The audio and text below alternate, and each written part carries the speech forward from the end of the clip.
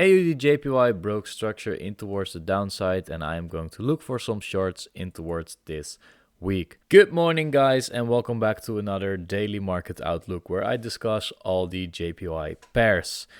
What we can see on the JPY basket this week is that after we took out the swing low, we retraced a little bit down lower, and now we've seen some big candles and in towards the upside, breaking the 4-hour internal structure.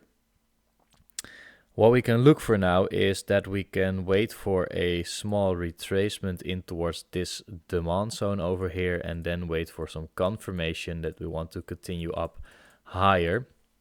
As of now, what I would like to see is that we make a retracement towards this 0.5 fib level together with this open supply zone, and then from there on really watch closely for some continuation shorts in towards the downside. But as of now, for the immediate structure, I am looking for longs in towards this zone. What this means for the JPY pairs is that we can go and look for some shorts. Most of the time, what's the best thing to do is from all the pairs that you trade, just look at the pair that's the cleanest and the most certain about the position. Because if I look at your JPY over here on the daily, yes, we did make a break in towards the upside, and we can now expect to trade down lower in towards the 0.5 fib. But if I look at this, then the price action is not really the cleanest, and I would rather wait for this zone to go, then a retracement back up higher, and then continuation in towards the downside. But I think there are better pairs to trade if we look at the JPY pairs. Then we go to GBP JPY. This one also broke in towards the upside. The daily swing has become bullish. Let me zoom in a bit. Has become bullish over here. Let's delete this over here. What we can see after we became bullish is that we had some consolidation last week, and now we started to push in towards the downside together with the JPY push.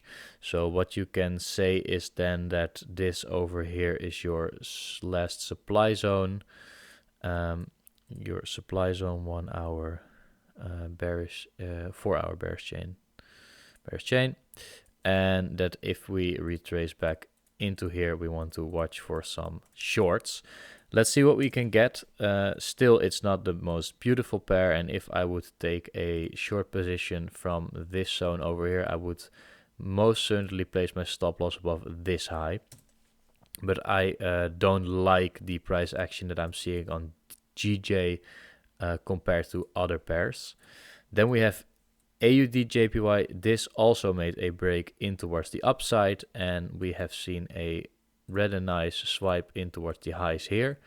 What I want to see from this supply zone here is also a retracement up, and then over here I will monitor the 1 hour and see if we can get a sell stop in towards the downside. If not, I can just continue it, letting it continue up higher. Let's see if we can get that retracement on the JPY basket. Then we have NZD JPY. This one is the most beautiful, if you ask me, because we were already trading in towards the supply zone, and we created a nice high. We broke 4-hour structure in towards the downside. We came back, we broke structure once again. So this now is your supply zone situated over here. That is in control, and if we can get an entry from somewhere over here and then with our stops above the swing high, then that would be the most beautiful short we can take in towards the 0.5 fib retracement of that whole move. Plus we are still swing structure bearish over here, so we made a retracement into the premium zone, and now we have also our supply and demand zone. So we have a supply zone over here, we have an internal supply zone over here. We took out a lot of the liquidity situated over here, and now we want to see that retracement back down towards the 0.5, and then maybe before continuing up higher. Or what we can do is even see if we can get a break in towards the downside and just trade this down lower. But that's a bit of the uncertainty that I'm seeing currently, because yes, we are bearish as of now between this low and this high over here, or actually this high and this low. So what we can expect is that price will continue down to make a break in towards the downside, but we'll have to wait for this to see what happens. But if we can get this short position over here, I would be happy to take it. Then we have CAD JPY. CAD JPY, on the other hand, is still, let's see at the daily, we broke in towards the upside here, making it bullish between this high and this low. We retraced towards the 0.5 and we did not make a new higher high yet. So yeah, this one just grabbed some liquidity in my opinion and can now continue up higher. So let's see if we can maybe get a push up higher, then a swipe of the lows, and then a break in towards the upside once again and catch some longs. But this is not in sync with the JPY basket if it does.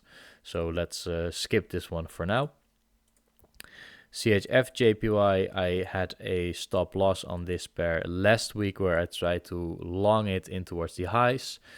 This just hit my stop loss because my stop loss was underneath here. We did now make connection towards the demand zone that I had marked out last week as well. So if we can see some continuation in towards the upside from here on, then that would be totally normal. But sadly, I missed a trade, or I didn't miss it, but I took a loss last week on this position. Just wiped me out. So that's part of the game, of course. But let's see if we can catch some better positions this week. That's it already for the JPY pairs.